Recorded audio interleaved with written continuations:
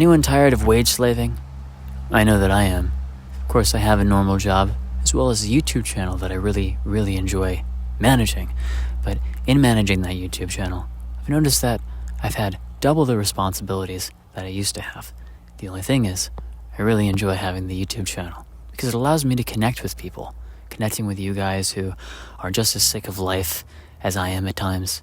And it's just a very cathartic way of sharing that sentiment with you all.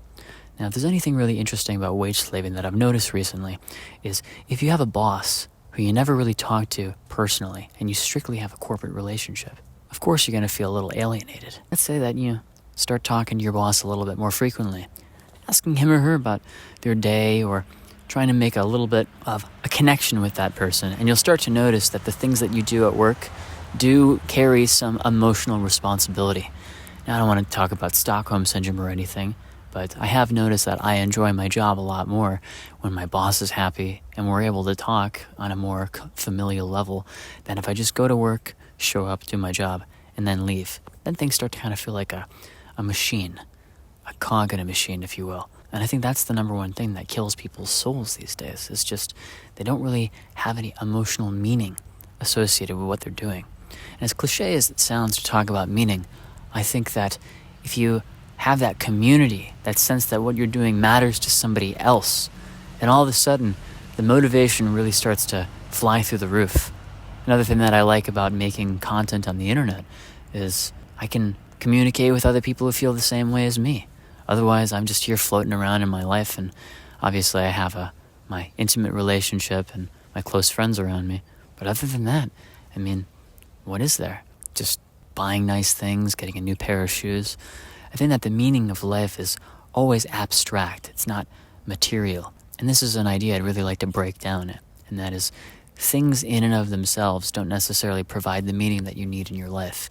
I guess it's essentially our responsibility to create that meaning, but the kind of meaning that I really like is an emotional meaning, an emotional connection. Without emotional connection, without a relationship, without knowing that what you have to say is affecting somebody else, then it's all dead. Life is dead. It's almost like there's no reason for us to be alive because we're social creatures. I've been really leaning into that. If I ever meet people outside or at a bar, haphazardly, you can have a very surface level conversation, but I do like to test people and see if they're willing to have a conversation about things that no one ever really asks them about. I really like paying attention to the small little facets of a person.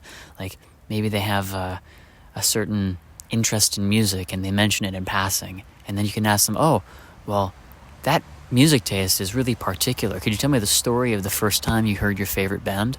And if you do something like that, you'll notice that that person's eyes light up and they're like, wow, no one's ever really asked me that before. I've always found it really powerful to get to know people via their most passionate interests.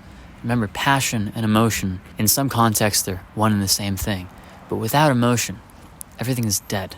So even if you're not necessarily an emotional person, I think that having a little bit of the immaterial, abstract human spirit in everything that you do adds a whole new layer of meaning that our current society just lacks.